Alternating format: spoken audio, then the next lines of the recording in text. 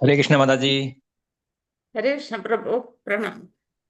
हरे कृष्ण माता जी प्रणाम हरे माता। कृष्ण माता जी हरे कृष्ण। हरे कृष्ण माता जी प्रणाम प्रणाम माता जी हरे कृष्ण प्रणाम। हरे कृष्ण प्रणाम। प्रणाम माता जी। हरे कृष्ण। ओम नमो भगवते वासुदेवाय। ओम नमो भगवते वासुदेवाय। ओम नमो भगवते वासुदेवाय। ओम अज्ञानतिमिरान्धस्य ज्ञानाञ्जनशलाकया चक्षुरुन्मीलितं येन तस्मै श्रीगुरवे नमः। श्रीचैतन्यमनोभीष्टं स्थापितं येन भूतले स्वयं रूपकदा मह्यं ददाति स्वपदान्तिकम्। वन्देऽहं श्रीगुरून् श्रीयुतपदकमलं श्रीगुरून् वैष्णवांश्च श्रीरूपं साग्रजातं सहगण रघुनाथान्वितं तं सजीवं साद्वैतं सावधूतं परिजनसहितं कृष्णचैतन्यदेवं श्रीराधा कृष्णपादान् सहगण ललिता श्रीविशाखान्वितांश्च। हे कृष्णा करुणा सिन्धो दीनबन्धो जगत्पदे गोपेश गोपिका कान्ता राधा कान्ता नमोस्तुते तप्त काञ्चन गौराङ्गी राधे वृन्दावनेश्वरी वृषभानुसुते देवी प्रणमामि हरिप्रिये वाञ्छाकल्पतरुभ्यश्च कृपा सिन्धुभ्येव पतितानां पावनेभ्यो वैष्णवेभ्यो नमो नमः। नमो विष्णुपादाय कृष्णपृष्ठाय भूतले श्रीमते जयपताक स्वामिनिधि नामिने नमाचार्यपादाय नदाय कृपाप्रदायिने गौरगदामताय नगरग्रामतारिणे नमो विष्णुपादाय कृष्णपृष्ठाय भूतले श्रीमदे भक्तिवेदान्त स्वामिनिधि नामिने नमस्ते सारस्वते देवे गौरवाणी प्रचारिणे निर्विशेष शून्यवादी पाश्चात्य देशधारिणे जय श्री कृष्ण चैतन्य प्रभु नित्यानंद श्री अद्वैत गदाधर श्रीवासादि गौर भक्त वृंदा। हरे कृष्णा कृष्ण कृष्ण हरे हरे हरे राम राम राम हरे हरे। हरे कृष्णा कृष्ण कृष्ण हरे हरे हरे राम राम राम हरे हरे। हरे कृष्णा कृष्ण कृष्ण हरे हरे हरे राम राम राम हरे हरे। हरे कृष्णा। जय जय भागवदा देवा जय जय भागवदा जय जय राधा कृष्ण स्वरूपा जय जय भागवदा देवा जय जय भागवदा। निगमकल्पतरोर्गलितं फलं शुगमुखादमृतद्रवसंयुतं पिबद भागवतं रसमालयं मुहुरहो रसिका भुवि भावुगा। नारायणं नमस्कृत्यं नरं चैव नरोत्तमं देवीं सरस्वतीं व्यासं ततो जयमुदीरयेत्। नष्टप्रायेषु भद्रेषु नित्यं भागवत सेवया भगवती उत्तमश्लोके भक्तिर्भवति नैष्ठिकी। मूकं करोति वाचालं पङ्गुं लङ्घयते गिरिं यत्कृपातमहं वन्दे परमानन्दमाधवं श्रीगुरुं दीनतारिणं मदेकबन्धो मत्सङ्गिन् मद्गुरो मन्महाधन मन्निष्ठारक मद्भाग्य मदानन्दा नमोस्तुते। ग्रंथराज श्रीमद्भागवतम की जय। श्रील प्रभुपाद की जय। श्री गुरुदेव की जय। निताई गौर प्रमानंदे। हरि हरि बोल। हरे कृष्णा। हरे कृष्ण माता जी प्रणाम। जी ശ്രീ प्रणाम। രാധ ഗോവിന്ദ മന്ദിർ ഇന്നത്തെ ഭാഗവത ക്ലാസ്സിലേക്ക് എല്ലാവർക്കും സ്വാഗതം. ഹരേ കൃഷ്ണ. हरे कृष्ण माता जी ഹരേ കൃഷ്ണ. हरे कृष्ण माता जी। ഹരേ കൃഷ്ണ പ്രഭു. हरे कृष्ण माता जी। ഹരേ കൃഷ്ണ പ്രഭു. हरे कृष्ण माता जी। ഹരേ കൃഷ്ണ. നമ്മൾ ഇന്നലെ 20ാമത്തെ ശ്ലോകം വരെ എടുത്തല്ലേ? 19 20 എടുക്കണം. 19. 20 എടുക്കണം. ഓക്കെ. 20 എടുക്കണം 19 എടുക്കണം. നമോ ഭഗവതേ വാസുദേവായ. നമോ ഭഗവതേ വാസുദേവായ സദാ പരമഹംസാനാം മുനീനാം മനാം ഭക്തിയോഗാഭിനാദാർത്ഥം കഥം പശ്യേമഹി സ്ത്രിയഃ. ഹരേ കൃഷ്ണ. ഹരേ ഓം നമോ കൃഷ്ണ. ഭഗവതേ വാസുദേവായ. ശ്ലോകം 20. തഥാ പരമഹംസാനാം മുനീനാം അമലാത്മനാം ഭക്തിയോഗവിധാനാർത്ഥം കഥം പശ്യേമഹി സ്ത്രിയഃ തഥാ പരമഹംസാനാം മുനീനാമലാത്മനാം ഭക്തിയോഗവിധാനാർത്ഥം കഥം പശ്യേമഹി സ്ത്രിയാം അമല ആത്മാനാം മുനീനാ അമലമാത്മാനാം ഭക്തിയോഗവിധാനാർത്ഥം കഥം പശ്യേമഹി സ്ത്രിയഃ തഥാ അതിന് പുറമെ അതിന് പുറകെ പരമഹംസാനാം ഉന്നതരായ ഉന്നതരായ ആത്മീയവാദികളുടെ മുനീനാം ചിന്തകന്മാരുടെ അല്ലെങ്കിൽ മാനസിക വിചക്ഷണരുടെ അമല ആത്മാനാം ആത്മാവിനെയും ജഡവസ്തുവിനെയും വിവേചിച്ചറിയാൻ പ്രാപ്തിയുള്ള മനസ്സുള്ളവരുടെ ഭക്തിയോഗ സേവന ശാസ്ത്ര വിധാനാർത്ഥം നിർവഹിക്കാനായി കഥം ഇപ്രകാരം പശ്യേമ നിരീക്ഷിക്കാൻ സാധ്യമാകുന്നു ഹി നിശ്ചയമായും സ്ത്രീയഃ സ്ത്രീജനങ്ങൾ. അപ്പൊ നമുക്ക് വിവർത്തനം ഭാവാർത്ഥം ശ്രീലപ്രഭുവാദിക്ക് ജയ്. വിവർത്തനം ജഡവസ്തുവിനെയും ആത്മാവിനെയും വിവേചിച്ചറിയാൻ കെൽപ്പുള്ളവരാകയാൽ പരിശുദ്ധരായ ഉന്നത അതീന്ദ്രിയവാദികളുടെയും മാനസിക വിചക്ഷണരുടെയും ഹൃദയങ്ങളിൽ ഭക്തിയുത സേവനത്തിന്റെ അതീന്ദ്രിയ വിജ്ഞാനം പ്രചരിപ്പിക്കുന്നതിനായി അങ്ങ് സ്വയം അവതരിക്കുന്നു. പിന്നെ ഞങ്ങൾ സ്ത്രീ ജനങ്ങൾക്ക് എങ്ങനെയാണ് അങ്ങയെ പൂർണ്ണമായും മനസ്സിലാക്കാൻ സാധിക്കുക? ഹരേ കൃഷ്ണ. ജഡവസ്തുവിനെയും ആത്മാവിനെയും വിഭജിച്ചറിയാൻ നമ്മൾക്ക് ആദ്യം നമ്മൾ വിചാരിച്ചത് ഞാൻ എന്ന് പറഞ്ഞാൽ ഈ ശരീരമാണെന്നാണ്. ഇപ്പോഴാണ് മനസ്സിലായത് എന്താണ് ഞാൻ എന്ന് പറഞ്ഞാല് നമ്മുടെ ശരീരത്തിലുള്ള ആത്മാവിനെയാണ് നമ്മൾ പറയേണ്ടത്. ആത്മാവിന് മരണമില്ല. ജഡവസ്തുവിനെയും ആത്മാവിനെയും വിവേചിച്ചറിയാൻ കെൽപ്പുള്ളവരാകയാൽ പരിശുദ്ധരായ ഉന്നത അതീന്ദ്രിയവാദികളുടെയും നമ്മൾ അത്ര ഒന്നും എത്തിയിട്ടില്ല, ഉന്നത അതീന്ദ്രിയവാദികളുടെയും മാനസിക വിചക്ഷണരുടെയും ഹൃദയങ്ങളിൽ ഭക്തിയുത സേവനത്തിന്റെ അതീന്ദ്രിയ വിജ്ഞാനം പ്രചരിപ്പിക്കുന്നതിനായി അങ്ങ് സ്വയം അവതരിക്കുന്നു. പിന്നെ ഞങ്ങൾ സ്ത്രീജനങ്ങൾക്ക് എങ്ങനെയാണ് അങ്ങയെ പൂർണ്ണമായും മനസ്സിലാക്കാൻ സാധിക്കുക? ആരാണ് ഈ പറയുന്നത്?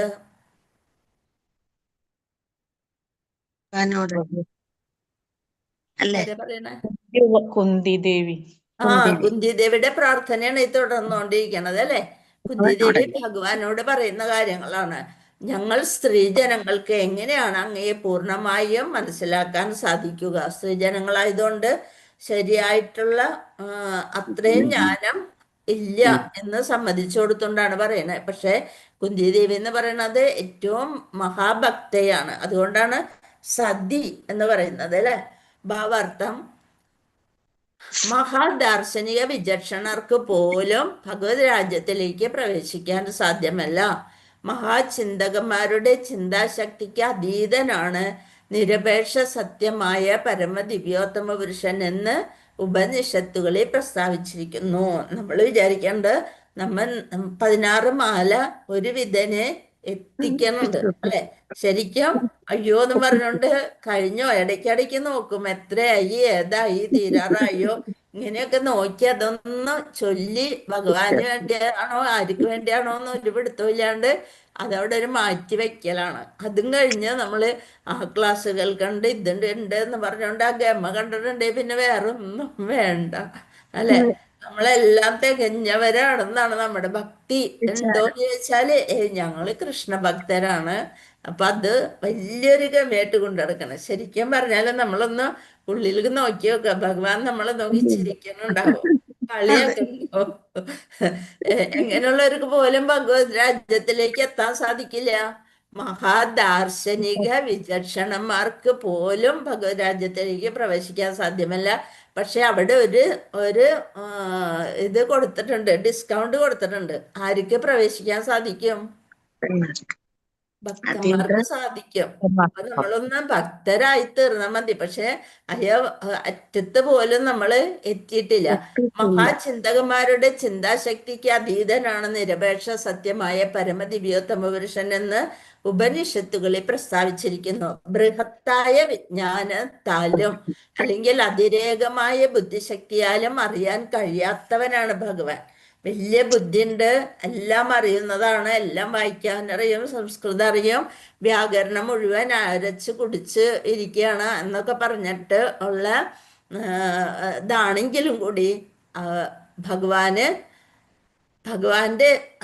അടുത്ത് അറിയാൻ കഴിയാത്തവനാണ് ഭഗവാൻ. ഭഗവാനെ നമുക്ക് അറിയാൻ പോലും സാധിക്കില്ല. എന്ത് ബുദ്ധിശക്തി ഉപയോഗിച്ചല്ല ഭഗവാൻ അറിയാൻ സാധിക്കുക.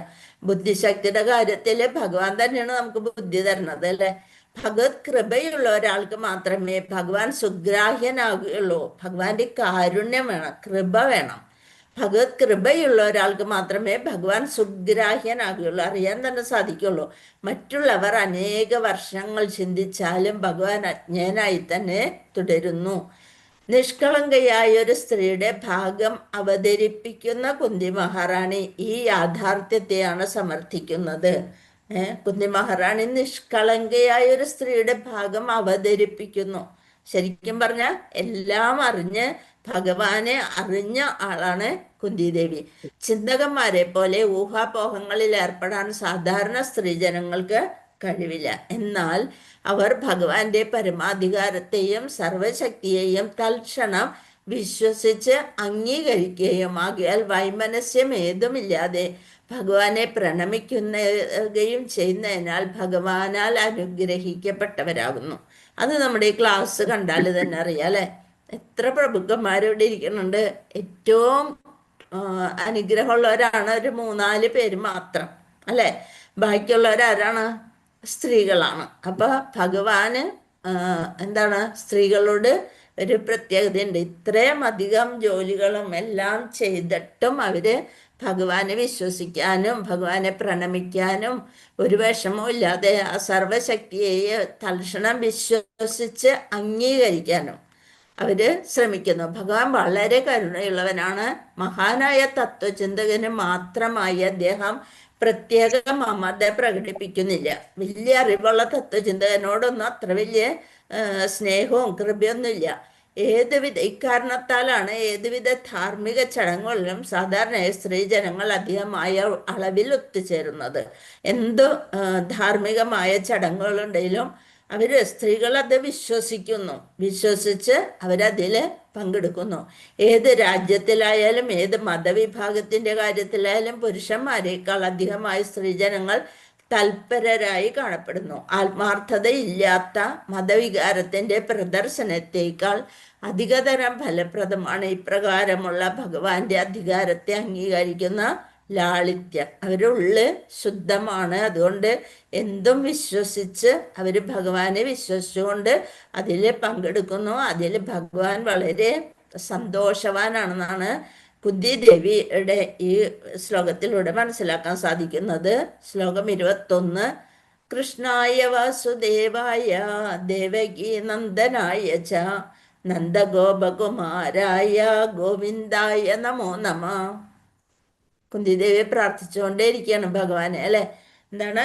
കൃഷ്ണായ വാസുദേവായ ദേവകി നന്ദനായ ച നന്ദഗോപകുമാരായ ഗോവിന്ദായ നമോ നമ.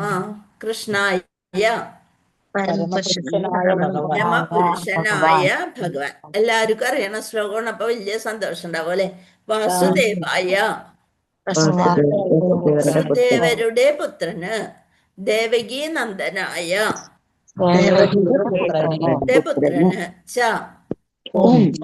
നന്ദഗോപ ഗോപന്മാര് കുമാരായ പുത്രന്, ഗോവിന്ദായ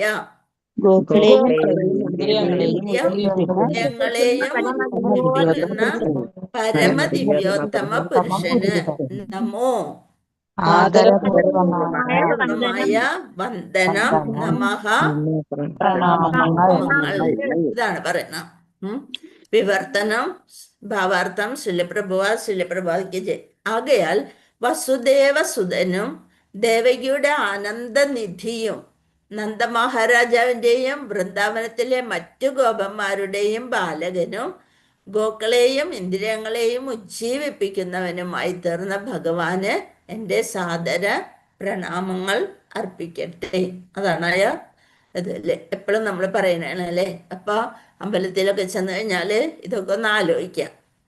ഈ ശ്ലോകമൊക്കെ ഭാവാർത്ഥം: ഏതുവിധ ഭൗതിക നേട്ടങ്ങളാലും അപ്രാപ്യനായ ഭഗവാൻ അമേയമായ അഹൈതുക കാരുണ്യത്താൽ കലർപ്പറ്റ ഭക്തന്മാരോടുള്ള തൻ്റെ സവിശേഷ കൃപ പ്രദർശിപ്പിക്കാനും ആസുരീയരായ വ്യക്തികളുടെ ഉദ്ഗമത്തെ ക്ഷയിപ്പിക്കാനും ഭൂലോകത്തിൽ സ്വയം അവതരിക്കുന്നു. ഭഗവാൻ ആസുരി വ്യക്തികളുടെ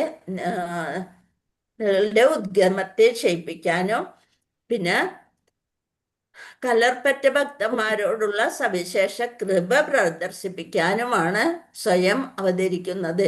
ശ്രീകൃഷ്ണാവതാരത്തിൽ ഭഗവാൻ കൂടുതൽ അഭിഗമ്യനാകിയാൽ മറ്റെല്ലാ അവതാരങ്ങൾക്കുപരിയായി ശ്രീകൃഷ്ണ ഭഗവാന്റെ അവതാരത്തെ കുന്തി ദേവി സവിശേഷമായി ആരാധിക്കുന്നു. കുന്തി ദേവി ശ്രീകൃഷ്ണൻ ഭഗവാനെയാണ്, ആ രൂപത്തിലാണ് ഭഗവാനെ ആരാധിക്കുന്നത്. രാമ അവതാരത്തിൽ ഭഗവാൻ ശൈശവം മുതൽ തന്നെ രാജപുത്രനായി വാണരുളി. രാമ അവതാരം ചെന്നപ്പോ ഒരു രാജപുത്രനായിട്ടാണ് രാമ അവതാരം ഉണ്ടായത്. എന്നാൽ ശ്രീകൃഷ്ണ അവതാരത്തിൽ രാജപുത്രനാണെങ്കിൽ തന്നെയും ഭഗവാൻ ആവിർഭവിച്ച ഉടൻ തന്നെ തൻ്റെ യഥാർത്ഥ മാതാപിതാക്കള്, ആരാണ് യഥാർത്ഥ മാതാപിതാക്കള്? വസുദേവരും ദേവകിയും. വസുദേവ രാജാവ് തന്നെയായിരുന്നു, ദേവകി രാജ്ഞിയായിരുന്നു. ആ ആശ്രയം ഉപേക്ഷിച്ച് ഭഗവാന്റെ ബാലലീലകളാൽ പവിത്രമായ അനുഗ്രഹീതമായ വ്രജഭൂമിയിലേക്ക് ഒരു സാധാരണ ഗോപ ബാലകന്റെ ഭാഗം അവതരിക്കാനായി യശോദാമാവിന്റെ മടിത്തട്ടിലേക്ക് ആഗതനായി. യശോദാമാതാവിന്റെ മടിത്തട്ടിലേക്ക് ആഗതനായി. ആകയാൽ ശ്രീകൃഷ്ണ ഭഗവാൻ ശ്രീരാമനേക്കാൾ കാരുണ്യമുള്ളവനായിരുന്നു. ഒരു സാധാരണ ഗോപബാലന്റെ റോള് ഒന്ന് കളിച്ചു തീർക്കാൻ വേണ്ടിയിട്ടാണ് യശോദ മാതാവിന്റെ മടിത്തട്ടിലേക്ക് വന്നത്. ആകയാൽ ശ്രീകൃഷ്ണ ഭഗവാൻ ശ്രീരാമനേക്കാൾ കാരുണ്യമുള്ളവനാകുന്നു. അദ്ദേഹം സംശയമന്യേ കുന്തിയുടെ ഭ്രാതാവായ വസുദേവരുടെയും കുടുംബത്തോടും അനുകമ്പയുള്ളവനുമാകുന്നു. കുന്തി ദേവിയുടെ ഭ്രാതാവ് സഹോദരനാണ് വസുദേവരും കുടുംബവും. അവരോട് അനുകമ്പയുള്ളവനാകുന്നു. പക്ഷെ അവിടെ നിന്ന് ഇവിടേക്ക് നന്ദഗോപരുടെ ഗൃഹത്തിലേക്ക് പോന്നു. വസുദേവരുടെയും ദേവകിയുടെയും പുത്രനല്ലായിരുന്നെങ്കിൽ കുന്തി ദേവിക്ക് ശ്രീകൃഷ്ണ ഭഗവാനെ ഭാഗ്യനേയനായി അവകാശപ്പെടാനോ മാതൃവാത്സല്യത്തോടെ സംബോധന ചെയ്യുവാനോ സാധ്യമാകുമായിരുന്നില്ല. ഇനി നന്ദഗോപരുടെ വീട്ടിൽ തന്നെയാണ് ജനിച്ചതെന്നുണ്ടെങ്കിൽ ഇങ്ങനെ ഭാഗ്യനേയനാണ് എന്ന് പറയാനുള്ള അവകാശമില്ല. വസുദേവരുടെ സഹോദരിയാണ് കുന്തി ദേവി. അപ്പൊ അതുകൊണ്ടാണ് എന്തെന്ന് പറയണത്, ഭാഗ്യനേയൻ എന്ന് പറയുന്നത്. എന്നാൽ മറ്റെല്ലാ ലീലകളെക്കാളും ആകർഷകമാണ് ശ്രീകൃഷ്ണ ഭഗവാന്റെ ബാലലീലകൾ ആസ്വദിക്കാൻ സാധ്യമാകയാൽ നന്ദഗോപരും യശോദയും അധികം ഭാഗ്യമുള്ളവരാണ്. ദേവകി മാതാവിനേക്കാളും വസുദേവരെക്കാളും ഭാഗ്യമുള്ളവരാണ് ആര്? നന്ദഗോപരും യശോദാമ്മയും അധികം ഭാഗ്യമുള്ള. ബ്രഹ്മസംഹിതയിൽ ചിന്താമണി ധാമം എന്ന് വിശദീകരിച്ചിരിക്കുന്ന യഥാർത്ഥ കൃഷ്ണലോകത്തിലെ ഭഗവാന്റെ ശാശ്വത ലീലകളുടെ ശരി പകർപ്പായ വ്രജഭൂമിയെ പ്രദർശിപ്പിക്കപ്പെട്ട ഭഗവത് ബാലലീലകൾക്ക് സമാന്തരമായി യാതൊന്നുമില്ല.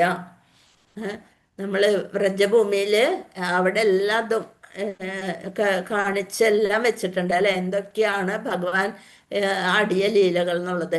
ഭഗവത് ബാലലീലകൾക്ക് സമാന്തരമായി യാതൊന്നുമില്ല. വ്രജഭൂമിയിൽ ശ്രീകൃഷ്ണ ഭഗവാൻ സ്വയം അദ്ദേഹത്തിന്റെ എല്ലാ അതീന്ദ്രിയ പാർഷദരോടും പരിച്ഛദങ്ങളോടും കൂടി അവതരിച്ചു. എല്ലാവരും കൂടി ഉണ്ടായിരുന്നു ഗോലോകത്തുനിന്ന്. അങ്ങനെ തന്നെ വന്നവരൊക്കെ ആ പാർഷദന്മാരൊക്കെ അവിടെ ഉണ്ടായിരുന്നു. വിശേഷിച്ചും ഭഗവത് സംതൃപ്തിക്കായി സർവസ്വവും സമർപ്പിച്ച വ്രജ തരുണീമണികളെപ്പോലെ ഭാഗ്യവതികളായി ആരും തന്നെ ഇല്ലെന്ന് ശ്രീ ചൈതന്യ മഹാപ്രഭു അവിതർക്കിതമായി സ്ഥിരീകരിച്ചിരിക്കുന്നു. അല്ലെ, എല്ലാരും കളിയാക്കുമായിരുന്നു ഭഗവാൻ കുറെ പെണ്ണുങ്ങളായിട്ട് രാസലീലാടുന്നതും അതൊക്കെ പറഞ്ഞു. പക്ഷെ ചൈതന്യ മഹാപ്രഭു പോലും അതിന് അത്രയും എന്ത് പറയണ ഇടയബാലഗോകുളം ബ്രാഹ്മണി ഭഗവത് സംതൃപ്തിക്കായി സർവസ്വവും സമർപ്പിച്ച വ്രജ തരുണീമണികളാണ് ആര് ഗോപസ്ത്രീകള്. ഭഗവാന് വേറെ ആരെയും മാറ്റി വെക്കേണ്ട കാര്യമില്ല. പക്ഷെ ഈ ഗോപസ്ത്രീകള് അവർക്ക് ഭർത്താവ് ഉണ്ടായിരുന്ന, മക്കളുണ്ടായിരുന്ന, വീടുണ്ട്, എല്ലാം ഉണ്ട്. എല്ലാം ഉപേക്ഷിച്ചാണ് ഭഗവാനിൽ ശരണാഗതി പ്രാപിക്കാൻ വേണ്ടിയിട്ട് അവര് ഭഗവാന്റെ ഓടക്കുഴലിന്റെ നാദം കേൾക്കുമ്പോഴേക്കും വീടൊക്കെ വിട്ട് പോയിരുന്നത്. അപ്പൊ ഭഗവാനെ കഴിഞ്ഞ് മാത്രമേ ഞങ്ങൾക്ക് ആരുമുള്ളൂ എന്നുള്ളൊരു മാനസികാവസ്ഥയായിരുന്നു അവർക്ക്. അവര് വ്രജ തരുണിമണികളെ പോലെ ഭാഗ്യവതികളായി ആരും തന്നെ ഇല്ലെന്ന് ചൈതന്യ മഹാപ്രഭു അവിതർക്കിതമായി ഒരു തർക്കവും ഇല്ലാണ്ട് സ്ഥിരീകരിച്ചിരിക്കുന്നു. നന്ദഗോപരോടും യശോദാ മാതാവിനോടും ഒപ്പമുള്ള ഭഗവത് ലീലകൾ ഗോപന്മാരും വിശേഷിച്ച് ഇടയബാലന്മാരും ഗോക്കളും ഒത്തുള്ള ഭഗവത് ലീലകൾ ഭഗവാൻ ഗോവിന്ദൻ എന്ന നാമത്തിൽ പ്രകീർത്തിക്കപ്പെടാൻ ഹേതുവായി. അങ്ങനെ ഇടയബാലന്മാരോടൊത്തുള്ള ആ ലീലകൾ കാരണമാണ് ഗോവിന്ദൻ, ഗോക്കളെ നിയന്ത്രിക്കുന്നവൻ, ഇന്ദ്രിയങ്ങളെ നിയന്ത്രിക്കുന്നവൻ എന്നുള്ള നാമത്തില് ഗോവിന്ദൻ എന്ന് പ്രകീർത്തിക്കപ്പെടാൻ ഹേതുവായി. ഭഗവാൻ അതൊക്കെയാണ് ഇഷ്ടം. മറ്റുള്ളവരുടെ പേര് ചേർത്ത് വസുദേവപുത്രൻ, നന്ദഗോ അങ്ങനെയൊക്കെ പറയുമ്പോൾ ഭഗവാൻ അത് കൂടുതൽ ഇഷ്ടമാണ്.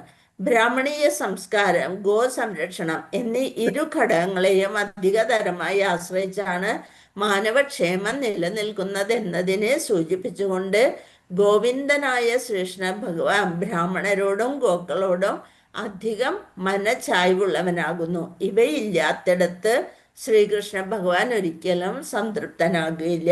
നമ്മൾ ബ്രാഹ്മണരെയും ഗോക്കളെയും ആരാധിക്കണം എന്നാണ് പറയുന്നത്. അതുകൊണ്ട് അത് ഭഗവാന് ഏറെ പ്രിയപ്പെട്ടതാണ്. ശ്ലോകം 22 വീണ്ടും സ്തുതിയാണ്. നമ പങ്കജനാഭായ നമ പങ്കജമാലിനേ നമ പങ്കജനേത്രായ നമസ്തേ പങ്കജാഘ്രയേ നമ പങ്കജനാഭായ നമ പങ്കജമാലിനേ നമ പങ്കജനേത്രായ നമസ്തേ പങ്കജാഘ്രയേ നമ. സർവാദരണ പ്രണാമങ്ങൾ പങ്കജനാഭായ ഉദരമധ്യത്തിൽ താമരപ്പൂവിന് സദൃശമായ സവിശേഷമായ നാഭിയോടുകൂടിയ ഭഗവാൻ. ഈ രൂപമാണ് എവിടെയുള്ളത്? തിരുവനന്തപുരത്തെ പത്മനാഭസ്വാമി. നമഃ പങ്കജമാലിനെ താമരപ്പൂമാലയാൽ അലങ്കൃതനായവൻ. താമരയ്ക്ക് ഒരു പ്രത്യേകതയുണ്ട്. എന്താ അത്? സൂര്യന്റെ ഇതിൽ മാത്രമേ വിടരുള്ളൂ. അതുകൂടാതെ ചളിയില് വളരുള്ളൂ. അതുകൂടാതെ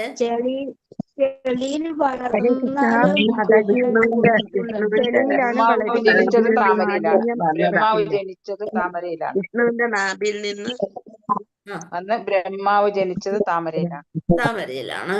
പിന്നെ ചെളിയിലാണ് വളരുന്നതെങ്കിലും ചെളിയിൽ വളരുകയാണെങ്കിലും ചെളിയൊന്നും ഇല്ലാതെ തന്നെ മാലിന്യമില്ലാത്തതാണ്. പിന്നെ എന്തുവാ കഴിഞ്ഞ താമരപ്പൂവിനോട് ബാക്കിയുള്ള പൂക്കളും താമരപ്പൂവും തമ്മിലുള്ള വ്യത്യാസം എന്താണ്? അതാണ് ഞാൻ ചോദിച്ചത്. താമരപ്പൂവ് സൂര്യൻ ഉദിക്കുമ്പോ മാത്രമാണ് ഉണ്ടാവുള്ളൂ. അത് നമ്മൾ കേട്ടു. അല്ല മാതാജി, താമരപ്പൂ വാടില്ല, അങ്ങനെ പാടിപ്പോവും. അതല്ല, ഒരു കാര്യം കൂടി ഉണ്ട്. ബാക്കിയുള്ളതെല്ലാം ഭൗതിക ലോകത്താണ്. താമര മാത്രമാണ് ഭഗവാനിൽ നിന്ന് സൃഷ്ടിക്കപ്പെട്ടത്, അല്ലേ? ബാക്കിയുള്ളതൊക്കെ നമ്മുടെ ഭൗതിക ലോകത്തുള്ളതാണ്. താമര ഭഗവാന്റെ നാഭിയിൽ നിന്ന്. അതല്ലേ ഇവിടെ കൊടുത്തിരിക്കണേ? സവിശേഷമായ നാഭിയോടുകൂടിയ ഭഗവാന്. താമരപ്പൂമാലയാൽ അലങ്കൃതനായവൻ. നമഃ പ്രണാമങ്ങൾ പങ്കജനേത്രായ താമരപ്പൂ പോലെ താമരപ്പൂ പോലെ ശീതളമായ ശീതളമായ കടാക്ഷത്തോടു കൂടിയവൻ.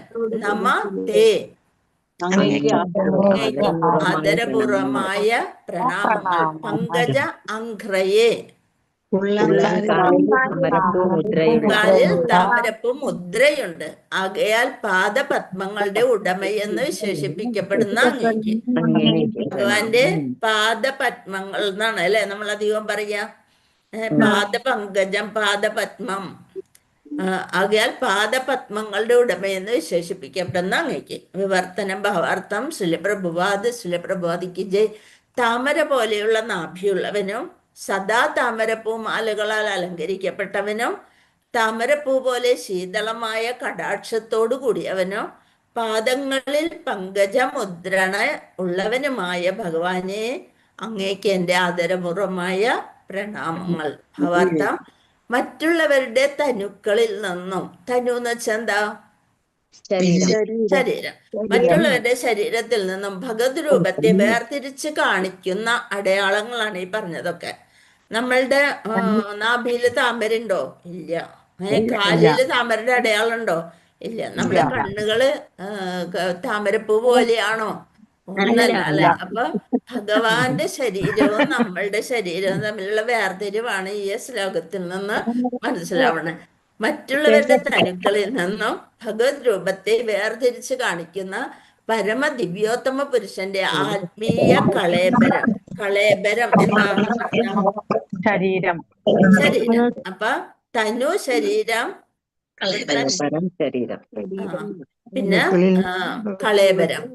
സവിശേഷമായ മുദ്രകളിൽ ചിലതാണ് ഇവിടെ പ്രതിപാദിച്ചിരിക്കുന്നത്. ഭഗവത് ശരീരത്തിന്റെ സവിശേഷ ലക്ഷണങ്ങളാണ് ഇവയൊക്കെ. നമ്മളിൽ ഒരുവനായി കാണപ്പെട്ടാലും തൻ്റെ സവിശേഷമായ ശാരീരിക ലക്ഷണങ്ങളാൽ ഭഗവാൻ സദാ വ്യത്യസ്തനായിരിക്കുന്നു.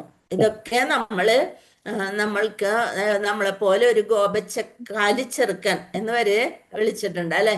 അങ്ങനെ ആയിട്ടാണ് വന്നിരിക്കുന്നതെങ്കിലും വളരെ പ്രത്യേകതയുള്ള ശാരീരിക ലക്ഷണങ്ങൾ ഭഗവാൻ സദാ വ്യത്യസ്തനാക്കിയിരുന്നു. ഒരു സ്ത്രീ ആകയാൽ ഭഗവാനെ ദർശിക്കുവാൻ താൻ അയോഗ്യയാണെന്ന് കുന്തി ദേവി പ്രസ്താവിക്കുന്നു.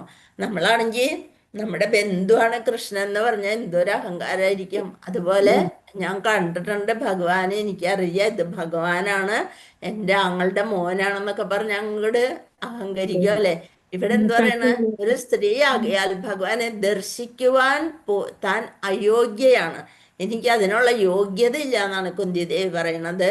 സ്ത്രീജനങ്ങൾ, ശൂദ്രർ, തൊഴിലാളി വർഗം, ദ്വിജബന്ധുക്കൾ അഥവാ ഉയർന്ന 3 വർണ്ണങ്ങളിലെ നികൃഷ്ടരായ സന്തതികൾ എന്നിവർ ബുദ്ധി ഉപയോഗിച്ച് പരമനിരപേക്ഷ സത്യത്തിന്റെ ആത്മീയ നാമം, കീർത്തി, ഗുണങ്ങൾ, രൂപങ്ങൾ തുടങ്ങിയ അതീന്ദ്രിയ ശ്രദ്ധാവിഷയങ്ങളെ സംബന്ധിച്ച് മനസ്സിലാക്കാൻ യോഗ്യരല്ലെന്ന കാരണത്താലാണ് ഇപ്രകാരം പ്രസ്താവിച്ചത്. ഇത്രയും പേര് അയോഗ്യരാന്ന പറയുന്നത്. സ്ത്രീജനങ്ങൾ, ശൂദ്രർ, ദ്വിജബന്ധുക്കൾ അഥവാ ഉയർന്ന 3 വർണ്ണങ്ങളിലെ നികൃഷ്ടരായ സന്തതികൾ ഇവരെയൊക്കെ ബുദ്ധി ഉപയോഗിച്ച് പരമനിരപേക്ഷ സത്യത്തിന്റെ ആത്മീയ നാമം, കീർത്തി, ഗുണങ്ങൾ, രൂപങ്ങൾ തുടങ്ങിയ അതീന്ദ്രിയ ശ്രദ്ധാവിഷയങ്ങളെ സംബന്ധിച്ച് മനസ്സിലാക്കാൻ യോഗ്യരല്ലെന്ന കാരണത്താലാണ് കുന്തി ദേവി പ്രകാരം പ്രസ്താവിച്ചത്. അത്തരം വ്യക്തികൾ ഭഗവാന്റെ ആത്മീയ കാര്യങ്ങളിൽ പ്രവേശിക്കാൻ അയോഗ്യരെങ്കിൽ തന്നെയും മുകളിൽ പ്രസ്താവിച്ച സ്ത്രീജനങ്ങൾ, ശൂദ്രർ, ദ്വിജബന്ധുക്കൾ എന്നിവരുൾപ്പെടെയുള്ള പതിതാത്മാക്കൾക്ക് അനുഗ്രഹം വിതരണം ചെയ്യാനായി മാത്രം ഭൗതിക ലോകത്തിൽ അവതരിച്ച ഭഗവാന്റെ ആർച്ചാവിഗ്രഹ രൂപത്തെ ദർശിക്കാൻ അവർക്ക് കഴിയുന്നു. എന്നാലും ഇവരൊക്കെ അത്രയും ഭഗവാന്റെ അർച്ചാവിഗ്രഹം കാണുമ്പോഴും അവര് ഭഗവാനെ തന്നെയാണ് ഓർമ്മിക്കുന്നത്. അതാണ് ഭഗവാനെ ഏറെ ഇഷ്ടം. ഇത്തരം പതിത ആത്മാക്കൾക്ക് ജഡവസ്തുവിനുപരിയായ യാതൊന്നും കാണാൻ കഴിയില്ല. ആകയാൽ ഭഗവാൻ ദാക്ഷിണ്യത്തോടെ അസംഖ്യം പ്രപഞ്ചങ്ങളിൽ ഓരോന്നിലും, നമ്മൾ വിചാരിക്കും ഇവിടെ മാത്രമേ ഭഗവാൻ വന്നിട്ട് അവതരിച്ചിട്ടുള്ളൂ എന്ന്, അസംഖ്യം പ്രപഞ്ചങ്ങളിൽ ഓരോന്നിലും ഗർഭോദകശായി വിഷ്ണുവായി പ്രവേശിക്കുന്നു. അദ്ദേഹത്തിന് തൻ്റെ താമരപ്പൂവിന് സമാനമായ അതീന്ദ്രിയ നാഭി മധ്യത്തിൽ നിന്നും ഒരു താമര പൂത്തണ്ട് വളരുകയും അപ്രകാരം പ്രപഞ്ചത്തിലെ ആദ്യ ജീവസൃഷ്ടിയായ ബ്രഹ്മാവ് ജനിക്കുകയും ചെയ്യുന്നു. ആ താമരത്തണ്ടിലാണ് 14 ലോകങ്ങളും സ്ഥിതി ചെയ്യുന്നത്. അതിലാണ് ബ്രഹ്മാവ് ആദ്യത്തെ ജീവസൃഷ്ടി നമ്മുടെ കൂട്ടത്തിലുള്ളത്. ആകയാൽ ഭഗവാനെ പങ്കജനാഭി എന്ന് വിശേഷിപ്പിക്കുന്നു. അതുകൊണ്ടാണ് പങ്കജനാഭി, എന്താണ്, താമരപ്പൂവിന് സമാനമായ നാഭി. മാനസിക രൂപം, ദാരുശില്പരൂപം, ഭൂമിയാൽ സൃഷ്ടിതമായ രൂപം, ലോഹനിർമ്മിത രൂപം, രത്നനിർമ്മിത രൂപം, വർണ്ണചിത്രരൂപം, മണ്ണിൽ വരച്ച രൂപം എന്നിങ്ങനെ വിവിധ ഘടകങ്ങളാലുള്ള അർച്ചാവിഗ്രഹങ്ങൾ പങ്കജനാഭിയായ ഭഗവാൻ സ്വീകരിക്കുന്നു. അപ്പൊ ഏതെല്ലാം തരത്തിലുള്ള ആർച്ചാവിഗ്രഹങ്ങൾ ഉണ്ടെന്നാണ് ഇവിടെ പറയുന്നത്. ഏതൊക്കെയാണെന്ന്? മാനസിക രൂപം, നമ്മൾ മനസ്സിൽ വിചാരിക്കാണ് ഭഗവാൻ എന്ന് പറഞ്ഞുകൊണ്ട് മനസ്സിൽ വിചാരിക്കുന്നതും ഒരു അർച്ചാവിഗ്രഹമാണ്. പിന്നെ അപ്പൊ മാനസിക രൂപമായി. ഇനിയോ ദാരുശില്പരൂപം, മരത്തിന്റെ തടി കൊണ്ട് ഉണ്ടാക്കിയ രൂപം. ഭൂമിയാൽ സൃഷ്ടിതമായ രൂപം, മണ്ണൊക്കെ കുഴിച്ചുണ്ടാക്കുന്ന രൂപം. ലോഹനിർമ്മിത രൂപം, ലോഹം കൊണ്ടുണ്ടാക്കിയ രൂപം. രത്നങ്ങൾ കൊണ്ടുണ്ടാക്കിയ രൂപം. വർണ്ണചിത്രങ്ങളൊക്കെ വരച്ചിട്ടുള്ള ഫോട്ടോസ്. മണ്ണിൽ വരച്ചിട്ട് മണ്ണ് കൊണ്ടുള്ള രൂപം എന്നിങ്ങനെ വിവിധ ഘടകങ്ങളാലുള്ള അർച്ചാവിഗ്രഹം. അതെല്ലാം അതീന്ദ്രിയ രൂപമാണ്. ഭഗവാൻ അതിലങ്ങ് പ്രവേശിക്കുകയാണ് ചെയ്യണേ. പങ്കജനാഭിയായ ഭഗവാൻ സ്വീകരിക്കുന്നു. ഇതെല്ലാം ആർക്ക് വേണ്ടി? പതിതാത്മാക്കൾക്ക് വേണ്ടിയിട്ട്. നമ്മൾ ചെന്നിട്ട് ഓരോരുത്തർ കളിയാക്കൂലേ, കണ്ട മണ്ണും കണ്ട തടിയും ഒക്കെ തൊട്ട് വണങ്ങിക്കോന്ന് പറഞ്ഞ് കളിയാക്കും. പക്ഷെ നമ്മൾ വിശ്വസിക്കണം അതിൽ ഭഗവാനുണ്ട്. ഞങ്ങളുടെ വിശ്വസിച്ചാൽ എന്തായി? അതിൽ ഭഗവാനുണ്ട്. അതാണ് സംഭവം. അപ്പൊ അതുകൊണ്ട് അങ്ങനെ അത് അതീന്ദ്രിയ രൂപമായിട്ട് ഭഗവാൻ അത് സ്വീകരിക്കുന്നു. ഭഗവാന്റെ അത്തരം എല്ലാ രൂപങ്ങളും സദാ താമര പൂമാലകളാൽ അലങ്കരിച്ചിരിക്കുന്നു. ഭൗതിക പോരാട്ടത്തിൽ സദാ വ്യാപൃതരായിരിക്കുന്ന ആ ഭക്തരുടെ തീവ്ര ശ്രദ്ധയെ ആകർഷിക്കാൻ ആരാധനാലയങ്ങളിൽ ശാന്തമായ അന്തരീക്ഷവും ഉണ്ടായിരിക്കേണ്ടതാണ്. ഭക്തി ഇല്ലാത്തവര് വല്ലപ്പോഴും ഒന്ന് അവിടെ ഇവിടെയൊക്കെ ഒന്ന് നോക്കാൻ വേണ്ടി ആയാലും അമ്പലത്തിൽ വരുമ്പോൾ അവർക്കും തോന്നും എന്തോ ഇതിനൊരു എന്തോ ഒരു പോസിറ്റീവ് എനർജി ഇവിടെ ഉണ്ടല്ലോ എന്നും തോന്നാനായിട്ട് എന്താണ്, അതുപോലെയുള്ള നല്ല നല്ല വിഗ്രഹങ്ങളൊക്കെ വെച്ച് അതിന് പറ്റിയ ഒരു അന്തരീക്ഷമാണ് അമ്പലങ്ങളിലുള്ളത്. ഭൗതിക പോരാട്ടത്തിൽ, അതാണ് ജീവിതത്തിന് എല്ലാം വെട്ടിപ്പിടിക്കണം എന്നുള്ള പോരാട്ടത്തിലാണ് സദാ വ്യാപൃതരായിരിക്കുന്ന ആ ഭക്തര്. ഭക്തി ഇല്ലാത്തവര് ഞാൻ തന്നെ ഉള്ളൂ, എനിക്ക് വേണ്ടി ഞാൻ തന്നെ എല്ലാം ഉണ്ടാക്കണം എന്ന് പറഞ്ഞുകൊണ്ട് അവർ പോരാടുകയാണ്. ഏത് സമയവും എനിക്ക് കിട്ടണം, ഞാൻ എൻ്റെ വീട്, എൻ്റെ ഭാര്യ, എൻ്റെ മക്കള്, ബാക്കിയൊന്നും അവർക്കൊരു ചിന്തയില്ല. എൻ്റെ പണം, അങ്ങനെ പറയണവര് അവരുടെ ശ്രദ്ധയെ പോലും ആകർഷിക്കാൻ ആരാധനാലയങ്ങളിൽ ശാന്തമായ അന്തരീക്ഷവും ഉണ്ടായിരിക്കേണ്ടതാണ്. ധ്യാന നിമഗ്നർ മനസ്സിനുള്ളിൽ ഭഗവത് രൂപത്തെ ധ്യാനിക്കുന്നവര് അങ്ങനെ അഷ്ടാംഗയോഗമൊക്കെ ചെയ്ത് ധ്യാനിക്കുന്നവര് ഭഗവാനെ മനസ്സിനുള്ളിൽ ഭഗവത് രൂപത്തെ ധ്യാനിക്കുന്നു. ആകയാൽ സ്ത്രീ ജനങ്ങൾ, ശൂദ്രർ, ദ്വിജബന്ധുക്കൾ എന്നിവർ അവർക്കായി നിർമ്മിക്കപ്പെട്ട വ്യത്യസ്ത രൂപങ്ങളിലുള്ള ആരാധനാലയങ്ങൾ സന്ദർശിക്കാൻ തയ്യാറാകുന്ന പക്ഷം ഭഗവാൻ അവരോട് പോലും കാരുണ്യമുള്ളവനാകുന്നു. അപ്പൊ നമ്മൾ എന്ത് ചെയ്യണം? നമ്മളുടെ കാലുകൾ എവിടേക്കാണ് പോകേണ്ടത്? അമ്പലങ്ങളിലേക്ക്, അല്ലെ? അങ്ങനെ പോയി വരുമ്പോ നമ്മൾക്ക് അതിൽ വിശ്വാസം വരും. അങ്ങനെ ഭഗവാനെ അതിൽ ദർശിക്കാൻ നമുക്ക് സാധിക്കും. അവരോട് പോലും കാരുണ്യം. അല്പജ്ഞാനികളായ ചിലർ ആരോപിക്കുന്നത് പോലെ അത്തരം ക്ഷേത്ര സന്ദർശകർ ശിലകളെ ആരാധിക്കുന്നവരല്ല. എന്ത് കാണാനായിട്ടാണ് ഈ പോണത്? ഇവിടെ ഇരുന്നാ പ്രാർത്ഥിച്ചാ പോരെ എന്നൊക്കെ ചോദിച്ച് പറയുന്നവര് വെറുതെ ശിലകളെ കാണാൻ വേണ്ടിയല്ല അവിടെ പോകുന്നത്.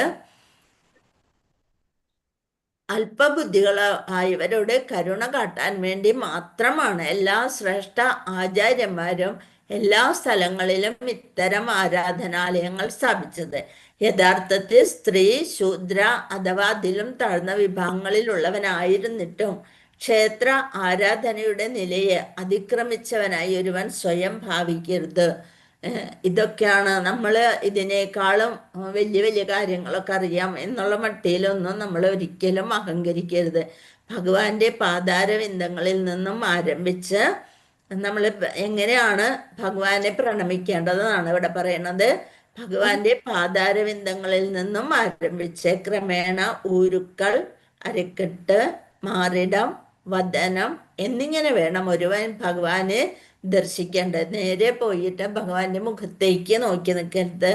ഭഗവാന്റെ പാതാരവിന്ദങ്ങളിൽ നിന്ന് തുടങ്ങി ഊരുക്കൾ, അരക്കെട്ട്, മാറിടം, വദനം എന്നിങ്ങനെ വേണം ഒരുവൻ ഭഗവാനെ ദർശിക്കേണ്ടത്.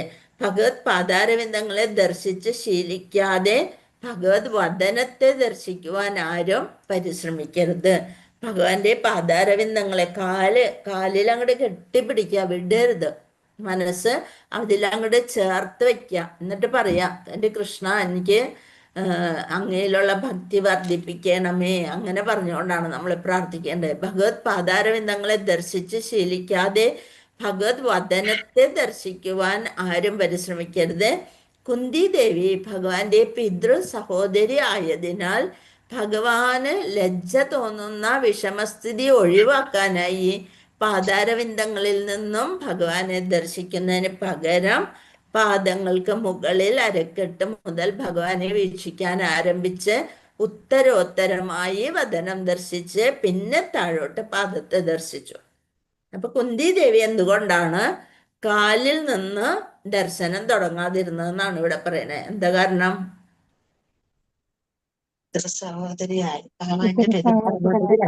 പിതാവിന്റെ സഹോദരിയാണ്, അമ്മയ്ക്ക് തുല്യമാണ് അല്ലെ. അമ്മ മക്കളെ കാലിൽ തൊട്ട് വന്ദിക്കാറില്ല. അപ്പൊ അതുപോലെ കാലിൽ നിന്ന് തുടങ്ങാതെ എന്ത് ചെയ്തു? ഊരുക്കള്, അരക്കെട്ട്, മാറിടം, വദനം അത് കഴിഞ്ഞിട്ട് കാലിലേക്ക് വന്നു. എന്താ കാരണം? ഭഗവാന് ലജ്ജ തോന്നാതിരിക്കാൻ. ഭഗവാൻ വിചാരിക്കണം, അയ്യോ എന്താണ് ഈ അമ്മ ചെയ്യുന്നത് എന്ന് പറഞ്ഞുകൊണ്ട് ലജ്ജിക്കാതിരിക്കാൻ വേണ്ടിയിട്ടാണ് ഇങ്ങനെ ചെയ്തത്. സർവവും കണക്കിലെടുക്കുമ്പോൾ എല്ലാം ക്രമാനുസൃതം തന്നെയാകുന്നു. ഇങ്ങനെ പോയിട്ട് വന്നിട്ട് വീണ്ടും താഴോട്ട് പാദത്തെ ദർശിക്കുന്നു. അപ്പൊ ക്രമം ഒന്ന് തന്നെ. അതാണ് ഈ ഒരു രണ്ട് ശ്ലോകം നമുക്ക് കാണാപ്പാഠം പഠിക്കാൻ സാധിക്കും ഇല്ലേ? അല്ലപ്പല്ലേ? അപ്പൊ നമ്മൾക്ക് ഇന്ന് ഇവിടെ നിർത്തിയാലോ? ഹരേ കൃഷ്ണ. ഓം നമോ ഭഗവതേ വാസുദേവായ. ഹരേ കൃഷ്ണ. വാഞ്ചകൽപതരുഭ്യശ്ച കൃപാസിന്ധുഭ്യേവ പതിതാനാം പാവനേഭ്യോ വൈഷ്ണവേഭ്യോ നമോ നമഃ.